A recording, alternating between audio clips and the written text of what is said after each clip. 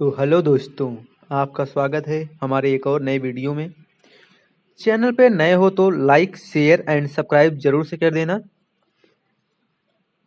पिछला एपिसोड की बात हम नहीं करेंगे, उसको जाके आप पिछले वीडियो में देख सकते हैं। तो आइए देखते हैं कि आज के एपिसोड में क्या होने वाला है। तो आइए देखते हैं कि आज के एपिसोड में क्या होता है। आज के एपिसोड की स्टार्टिंग में उनके बोलने से पहले ही एक मध्यम आयु वर्ग का व्यक्ति जिसके पास गोटी थी, हाल के बाहर से आया। मतलब गोटी मतलब सुनते समझ, हट्टे कट्टा आदमी हुई। उसने यूजी का अभिवादन करने के लिए अपने हाथों को कप के आकार में किया और फिर मुस्कुराते हुए ओयांग यू की ओर देखा और कहा, भाई ओयांग, स्टार डोमेन की अपनी यात्रा के बाद आप में काफी सुधार आया है। जैसे ही वांग यांग अंदर आया, ओयांगू का चेहरा तुरंत बदसूरत हो गया। हालांकि चूंकि यूजी वहां मौजूद था, उसने ठंडी सांस ली और कुछ नहीं कहा। यह सेंट्रल डोमेन है, स्टार डोमेन से अलग। लुओकांग राजवंश में शक्ति सर्वोपरि है। चूंकि आप एल्केमिस्ट प्रतियोगिता के विजेता हैं, इसलिए आपकी आत्मिक शक्ति एशियंट रीलम तक पहुंच चुकी होगी। आपका प्रतिद्वंदी बहुत कमजोर नहीं हो सकता, अन्यथा जनता को समझना मुश्किल नहीं होगा। अपने भाई को अपना प्रतिद्वंदी बनाना ही उचित है। जियोयान अपनी भौहें ऊपर उठाकर बोलने ही वाला था कि वांग यांग ने हंसते हुए कहा, मैंने बहुत समय पहले सुना था कि इस युवा भाई ने स्टार डोमेन एल्केमिस्ट प्रतियोगिता में प्रथम स्थान जीता है। यह सम्मान सचमुच ईर्ष्या का पात्र है। जैसा कि पुरानी कहावत है, एक उत्कृष्ट कीमियागर एक उत्कृष्ट साधक भी होता है। मैं उससे कुछ सुझाव मांगना चाहता हूँ, कृपया आप दोनों। यूजी ने आलस से हाथ हिलाया। जिंगयांग महल के सामने एक खुला मैदान था। चारों ओर व्यूह रचनाएं थी और चारों ओर एक हल्की सी चमक थी जो युद्ध के लिए बिल्कुल उपयुक्त थी।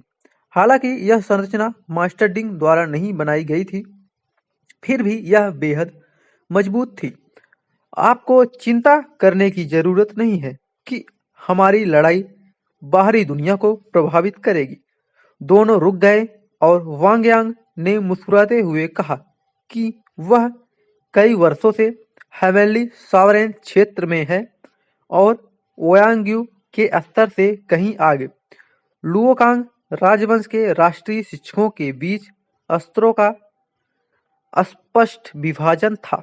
अगर ओयांग्यू के पास कीमियागर की उपाधि नहीं होती तो शायद उसके राष्ट्रीय शिक्षक बनने की संभावना ही नहीं होती। वरिष्ठ कृपया। जियोयान ने थोड़ा सिर हिलाया, वांग यांग की ओर देखा जो पास ही में शांति और संयमित खड़ा था और मुस्कुराया। उसने वांग यांग की ओर हल्के से हाथ उठाकर कहा कि इस लड़ाई में वह पीछे नहीं हटेगा। यह परखने का एक अच्छा मौका होगा कि स्वर्गीय की हेवली सावरेन क्षेत्र में कदम रखने के बाद वह किस स्तर तक पहुंच गया है। धमाका। वांग यांग मुस्कुराया और अचानक एक भिनभिनाहट सी आवाज गूंज उठी। अगले ही पल अंतरिक्ष में प्रतिबिंब प्रकट हुए और दर्जनों प्रेत एक साथ प्रकट हुए, चारों ओर से जियोयान पर बमबारी करने लगे। हर प्रेत हत्या के इरादे से भरा हुआ था और एक वास्तविक प्राणी लग रहा था। फिनिक्स क्राई मिस्टिक सेफर्ड तकनीक वांग यांग की विशिष्ट पवित्र तकनीक है। ऐसा लगता है उसका इसे कम आंकने का कोई इरादा नहीं है। यूजी कुर्सी पर बैठे थे, उनकी आंखें चमक रही थी। उन्होंने तुरंत वांग यांग की चालों को पहचान लिया और फिर बड़ी दिलचस्पी से जियोयान को देखा, यह सोचते हुए कि वह अपने प्रतिद्वंदी का मुकाबला करने के लिए क्या करेगा। ओयांग्यू एक तरफ खड़ा रहा, उसकी अभिव्यक्ति अपरिवर्तित रही। वांग यांग सचमुच शक्तिशाली था, लेकिन जियोयान के पास भी मौका था। 5 सम्राट ज्वालाओं के साथ वह एक हेवली सावरेन के रूप में अपनी पूरी शक्ति का उपयोग कर सकता था। उसके चारों ओर हवा और गरज कांप रही थी और एक जानलेवा आभा ने जियोयान को पूरी तरह से घेर लिया।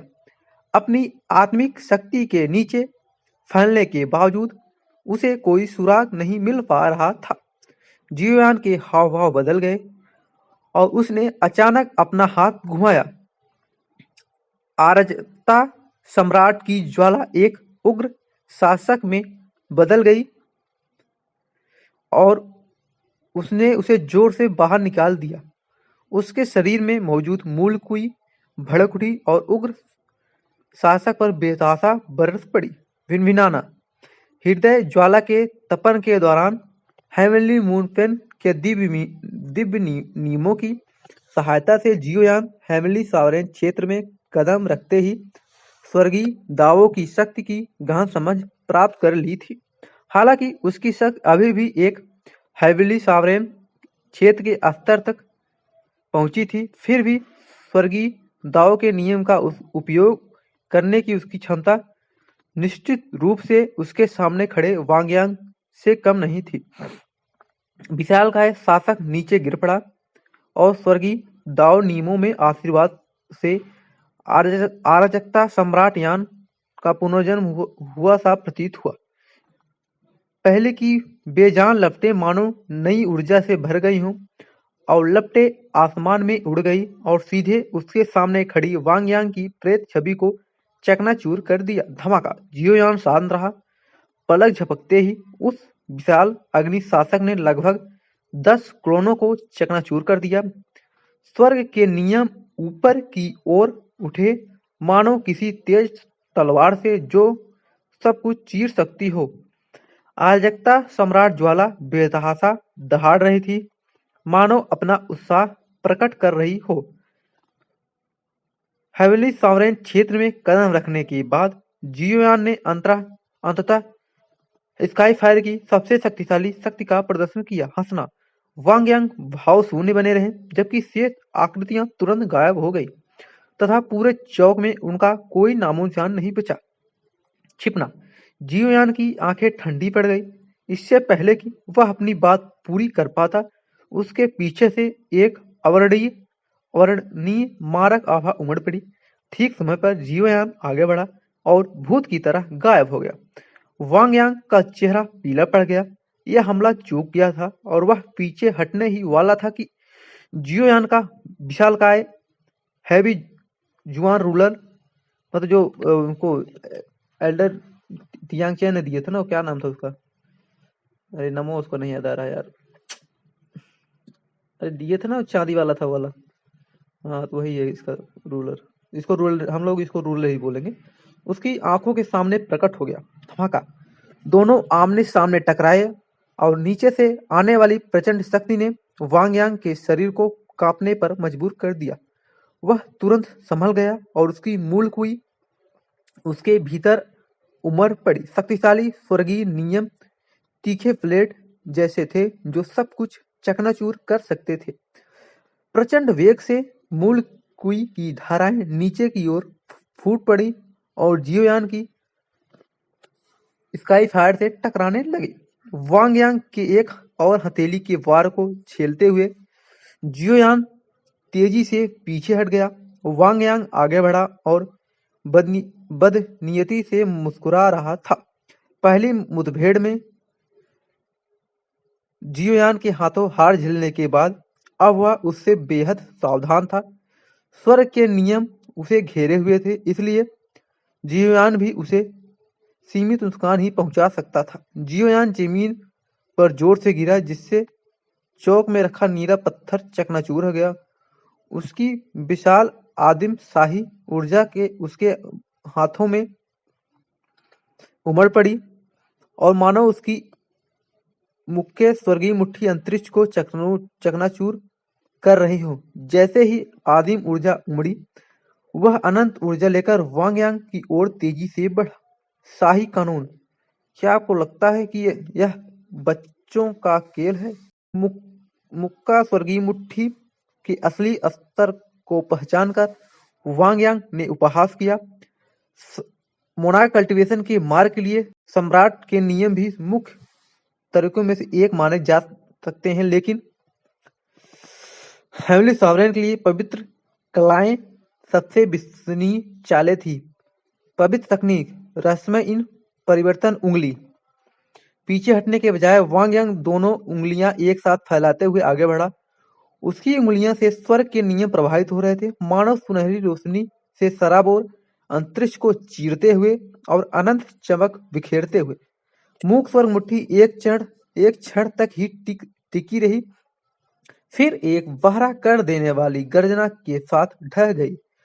पूरे चौक को घेरने वाली सुनहरी रोशनी एक बार फिर ज्वार की लहर की तरह जियोयान की ओर बह रही थी।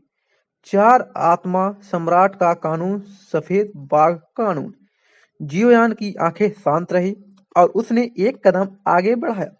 उसके पीछे एक सफेद रोशनी चमकी और एक विशाल सफेद बाघ प्रकट हुआ, मानो कोई असली चीज हो। सफेद बाघ दहाड़ता हुआ ऊपर की ओर बढ़ा और शून्य को चीरता हुआ ऊपर की ओर बढ़ा, लेकिन सुनहरी रोशनी के संपर्क में आने के कुछ देर बाद फिर से गायब हो गया। सफेद बाघ ने आसमान को चकनाचूर कर दिया। सफेद बाघ आत्मा संचार मंत्र। एक लहर के शांत होते ही दूसरी लहर उठ खड़ी हुई, पहले से भी ज्यादा शक्तिशाली। सफेद बाघ शून्य में उतर आया। लगातार कम होते जाने के कारण वांग यांग की पवित्र जादुई शक्ति तेजी से कमजोर होती गई। नीला ड्रैगन तकनीक। नीला ड्रैगन 8 उजाड़ को वश में करता है। नीला ड्रैगन तकनीक का पहला चरण सुनहरे प्रकाश के साथ गुथा हुआ उसके ठीक बाद हुआ। जैसे ही वांग यांग के हाव भाव बदले, दोनों आभाएं एक साथ गायब हो गईं। आसमान से नीला ड्रैगन गिरता है। जियोयान की ऊर्जा का स्रोत अक्षय लग रहा था। जैसे ही उसका आभा मंडल बदला, नीला ड्रैगन एक बार फिर आसमान में उड़ गया। उसकी प्रभावशाली उपस्थिति ने यूजी को उसकी तरफ देखने पर मजबूर कर दिया। तुम दिखावा कर रहे हो, मैं अभी तुम्हें मार डालूंगा। वांग यांग ने अपनी मुट्ठी भींच ली और उसके सामने का शून्य गूंज उठा। शाही गुरु होने के नाते उसके पास स्वाभाविक रूप से श्रेष्ठ पवित्र तकनीकें थीं और जियोयान की हरकतें उसकी नजर में खोखले रूप से ज्यादा कुछ नहीं थीं। पवित्र तकनीक लंगमी गोल्डन एस्केप सील। आकाश सुनहरी रोशनी से भर गया। वांग यांग ऊंचे उठ खड़े हुए और शून्य में मूल कुई बेतहाशा उमड़ी, दहाड़ते हुए नीला ड्रैगन की ओर दौड़ी और सीधे नीले ड्रैगन को मूल कुई पिंजरे में फंसा लिया। नीला ड्रैगन चाहे कितनी भी दहाड़े, वह अवरोध को तोड़ नहीं सका। यह वांग यांग का तुरुप का पत्ता है। ऐसा कहा जाता है कि यह सभी चीजों को फंसा सकता है और कैद कर सकता है। अगर हम इसे एक ही झटके में नहीं तोड़ पाए तो जियोयान मुश्किल में पड़ सकता है।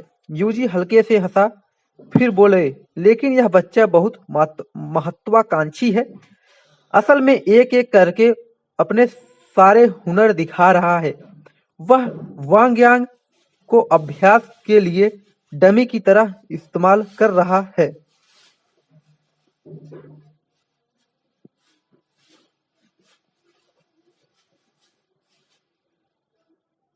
यूजी के बोलने के बाद चौक के अंदर सुनहरी रोशनी उमड़ पड़ी, जिसने नीले ड्रैगन को परत दर परत अपनी गिरफ्त में ले लिया। अनंत सुनहरा प्रकाश की बौछार के नीचे नीले ड्रैगन का विशाल शरीर लगातार सिकुड़ता रहा और उसकी कराहती चीखों के बीच धीरे धीरे सिमट गया। नीला ड्रैगन तकनीक का अंतिम चरण लगभग सहजता से पूरा करने के बाद सिंदूरी पक्षी तकनीक एक बार फिर सघन हो गई। आग के पंखों की धाराएं आकाश में तीखे ब्लेड की तरह नाच रही थी और लगभग सारी घूमती हुई सुनहरी रोशनी को चकनाचूर कर रही थी। पुकारे पवित्र तकनीक की बची हुई शक्ति अपनी अंतिम आक्रामक शक्ति के साथ आगे बढ़ी। जियोयान उदासीन रहा। आकाश में मौजूद अग्निमय पंख चकनाचूर हो गए और लपटों में बदल गए, जो उसके चारों ओर घूमने लगे। उसकी त्वचा पर पहाड़ जैसी दरारें तुरंत फैल गई, जिससे वह एक अविनाशी पर्वत जैसा प्रतीत होने लगा, जो सीधे वांग यांग की पवित्र तकनीक का सामना कर रहा था। कमीने दूर वांग यांग का चेहरा उदास था और उसकी 5 अंगुलियां हल्की सी कांप रही थी। किसी हेवनली सॉवरेन स्तर की विशेषज्ञ की पवित्र तकनीक की शक्ति अगर फॉरेस्ट डोमेन में स्थापित हो तो 10,000 किलोमीटर दूर लाल धरती के रक्षकों को भी डराने के लिए पर्याप्त होगी। यहाँ उसने अपनी शक्ति को लगभग एक बिंदु तक केंद्रित कर लिया, लेकिन यह उस शक्ति का प्रयोग नहीं कर सकी थी जिसकी उसने कल्पना की थी। जब जियोयान ने कछुए के खोल जैसी चाल का इस्तेमाल किया, तो वह समझ गया कि उसकी पवित्र तकनीक एक बार फिर विफल हो गई। अंततः यह वही है। 4 आत्मा सम्राट तकनीकों का प्रदर्शन त्रुटिहीन था और वांग यांग के नवीनतम पवित्र तकनीक का पूरी तरह से विरोध किया। जियोयान का आत्मविश्वास बढ़ गया और स्वर्गीय दाओ की शक्ति से उसकी क्षमताएं बढ़ गई। उसकी शक्ति कई गुना बढ़ गई। उसके हर कदम ने उसे स्वर्ग को चकनाचूर करने की वीरता से भर दिया। इन यांग तकनीक अपने शरीर के भीतर इन और यांग ऊर्जाओं के एक साथ मिलकर उमड़ते हुए जियोयान ने एक जोरदार गर्जना के साथ एक कदम आगे बढ़ाया। उसकी प्रचंड आभा एक जबरदस्त शक्ति की तरह उमड़ पड़ी, जिससे वांग यांग को एक पल के लिए अपनी छाती में जकड़न महसूस हुई। इस विशाल आभा ने उसने घुटने टेकने का एहसास कराया। जियोयान ने अधिकांश इन और यांग तकनीकों में महारत हासिल कर ली। जुआन सम्राट की सलाह मानने के बाद जियोयान ने खुद को प्रोफाउंड एम्परर जियोयान ने खुद को अब किसी एक विधि तक सीमित नहीं रखा। इन और यांग तकनीकें 9 रूपों में विभाजित हैं और प्रत्येक रूप एक बार आगे बढ़ने के बाद एक भयानक तकनीक बनने के लिए पर्याप्त है।